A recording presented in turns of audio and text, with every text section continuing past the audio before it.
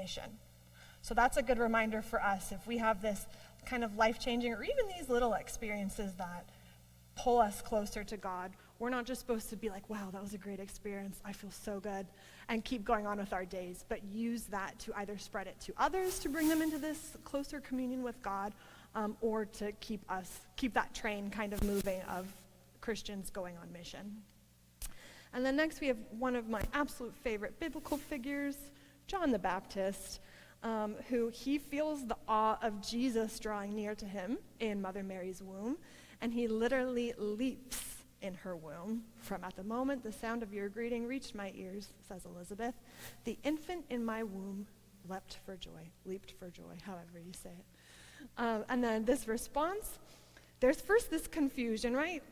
Saint Elizabeth goes, how can it be that the mother of my Lord comes to me?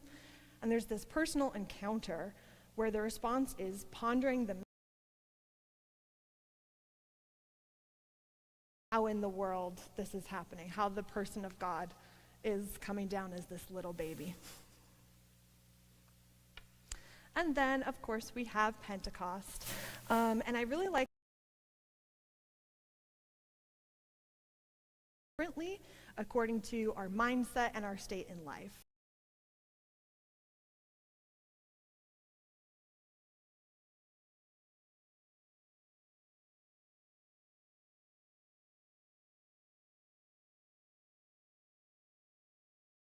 Place of shame?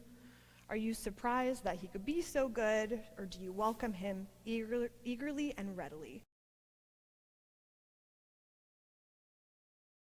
How many times do we experience something big and we don't even let ourselves be more fully converted? We're maybe surprised by it for the rest of the day, but then maybe after that, we get into our regular routine and go back to normal life. So these types of experiences wake us up out of that.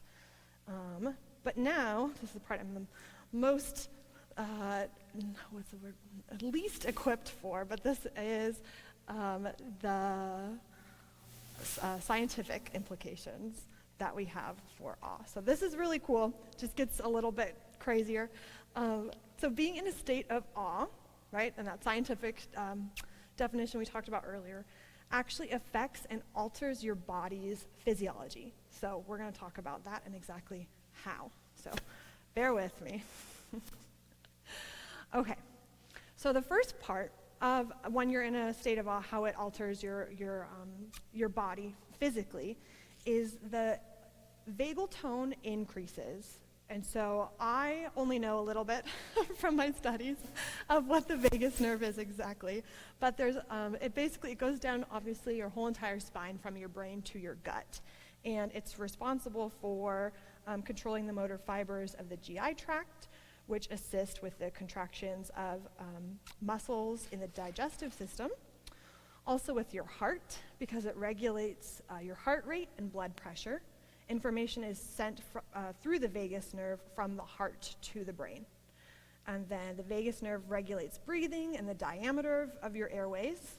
It's also responsible for the communication regarding emotional health, as well as modulation for the nervous systems. So basically those feelings of safety, anxiety, fear, that all takes place with the help of the vagus nerve. And then it also signals for production of certain hormones that are sent through it, in particular hormones of stress, mood, and hunger. And then lastly, the vagus nerve is also the modulator of the immune system and your immune reactions. So basically, having an increased vagal tone means that you have a better state of relaxation, but also a better ability to recover from stressful situations as well. And then those who have low vagal tone, that is very often associated with things like IBS, neurological conditions such as epilepsy and Parkinson's disease, depression, anxiety, basically across the board. So getting more awe is definitely a good thing, just from this study alone. Additionally, it lowers activity of something in your brain called the default mode network, also known as the DMN. And so when you feel awe, it lowers this activity. So you might think that's a bad thing, but it's more active at rest than it is during performance. So less activity means less self-processing and mind wandering. So if you think about, for instance, self-rumination, or when you have those kind of thoughts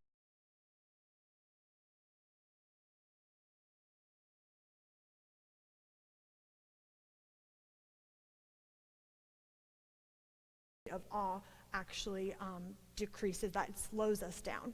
So not only when you're experiencing, whether it's nature, or another one I gave the example of a few times, I think, was holding a little baby, right? It feels like everything slows down, and there's a physiological reason for that as well, not just your perception, but internally something too.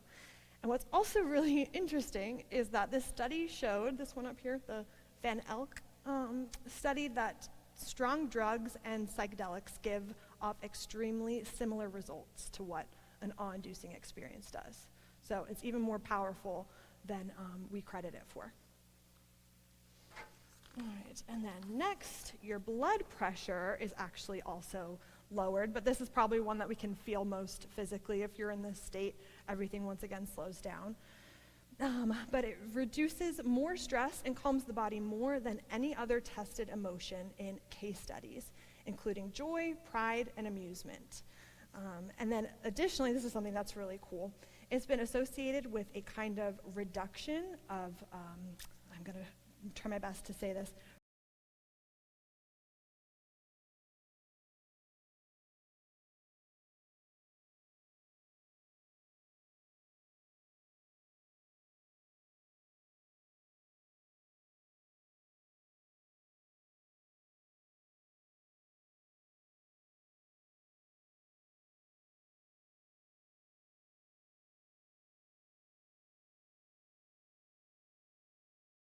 diseases.